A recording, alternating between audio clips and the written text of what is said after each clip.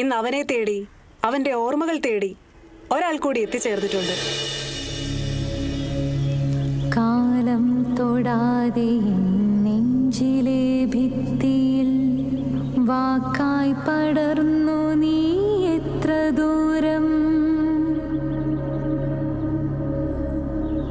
മായ്ക്കാൻ കഴിഞ്ഞിടാതത്ര മേലാഴമായി വേരായി പിണഞ്ഞു നിന്നാർദ്ര ചിത്രം.